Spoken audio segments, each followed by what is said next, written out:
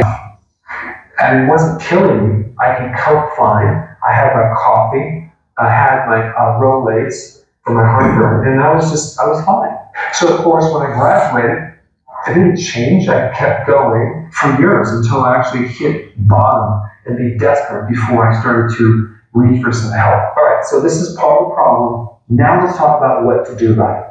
So getting a teen to change, you have to increase their awareness on the chain of events that is most likely going to happen. And the connection between what they're putting in their mouth is going to dramatically affect their well-being down the road.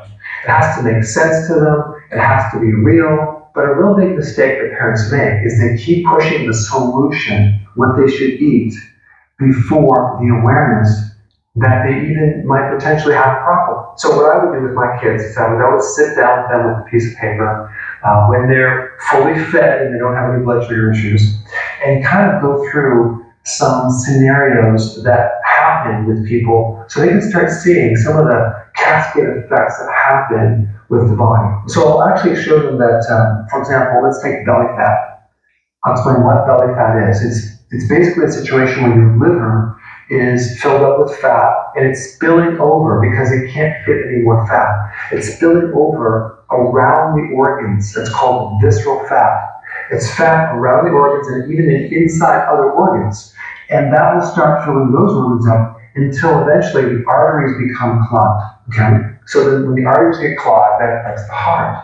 But the fatty liver over time develops inflammation and cirrhosis. That's scar tissue of your liver. Your liver is basically becoming so damaged that you get high blood pressure on a permanent basis. You can't bring it down with medication because the arteries are so hardened. So when you have liver cirrhosis, you have scar tissue that fills up the liver to the point where your belly starts filling up with fluid. The medical term for that is called ascites, where your gut has a fluid-filled sac like a basketball. That is very, very unhealthy, and you have to go to the doctor and get it drained out. The problem is, every 2 weeks, it comes back.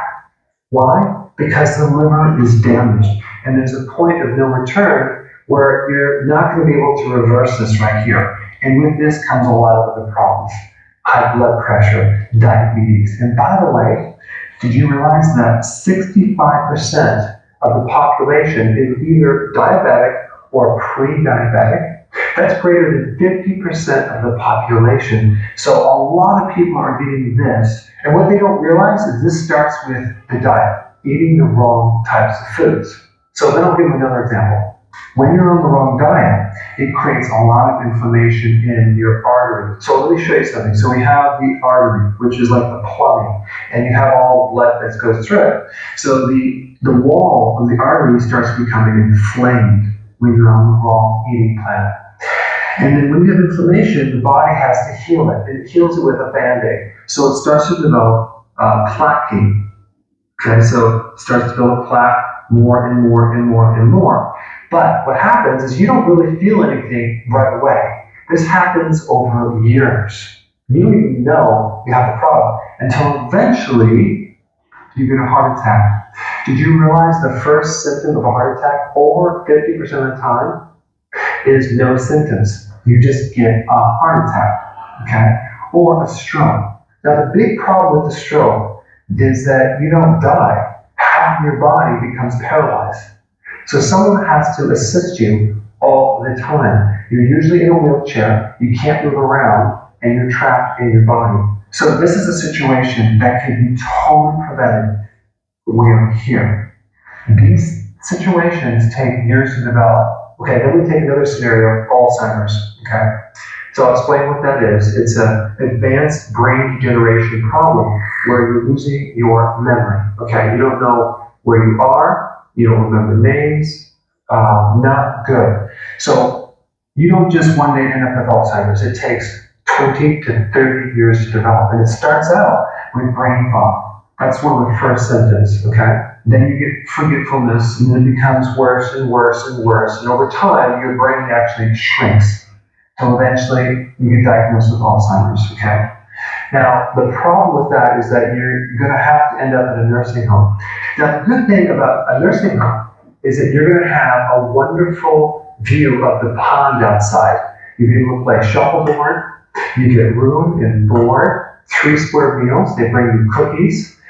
People will push you around. You get people that will actually bathe you. And you'll be able to play bingo every so often. They have sing-alongs. It's going to be a wonderful life for you. So all kidding aside, this stuff is actually true. This is what's going to happen. These are the patterns that happen from start to finish. So after I do some enlightening with my teenager, I want them to originate by themselves some type of reach for help. I want them to say, okay, Dad, tell me, what do I need to start eating? And that's what my kids did. And said, okay, what diet do I need to be on? And at that point, I'll bring up the solution of, you got it, healthy keto, intermittent fasting. If you're new to my channel, I'll put a link down below. You can learn about that. But don't give them the solution until you get them to be aware of the potential problem that is going to happen if they don't do something. The whole goal is to get them to change a lot sooner than later, because you want them to avoid what maybe you went through. At my last keto summit, we had 500 people. And as I was interviewing people and talking to people, almost every single person I talked to had to have a significant health event before they were motivated to change. But wouldn't it be nice to have the awareness now and actually make changes and have the correct solution, right? Instead of trying to search for it. So many people might have the awareness, but they're doing the wrong solution for many years. They don't get better. So we really need a combination of high level awareness, wanting to get help, reaching for help, and the correct solution. All right, guys. Thanks for watching. Go ahead and try this out with your kids and make some comments below on what happens. So if you want more now, I really like the way he explained it, not only for the kids, but for me to understand how to explain it better to the younger people. We had, can I talk about Liz? Oh, Absolutely, please do. Ken's daughter, Liz, is extremely overweight, diabetic, early 40s. And she's been going through a lot of testing and everything. They found spots on her liver and her pancreas. She's got a really bad back issues, etc. And she sent him the results today.